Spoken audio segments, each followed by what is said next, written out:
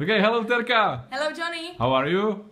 I feel fine. Good. So we have the day 9. Yes, we have 9. Okay, tak co ti to dalo? No, dneska hodně procvičování. Aha. Ale bylo taky dobrý, dneska to bylo víceméně, co docela umím, ale musím procvičit must a have tu, protože používám jenom must i v minulém čase, což jako prej neexistuje. Takže Must neexistuje. Must neexistuje, no. Okay. Takže to budu muset jako se trochu přeučit. Dobře, a ty jsi použila? Já jsem to říkala tak nějak, já ani nevím, jak bych to nerozebírala. Ok, dobře, Okay. super. Dobře, takže to je všechno? To je všechno, no. Trošku si zopáknu určitý slovíčka na zítřejší. A co nás čeká zítra? Test. Máš stres?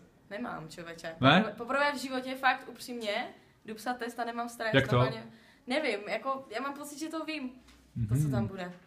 Že si jenom zopakuju některé slovíčka, jak se píšou, protože to je jediná věc, ve kterou jako jistotu nemám úplně u některých těch nových.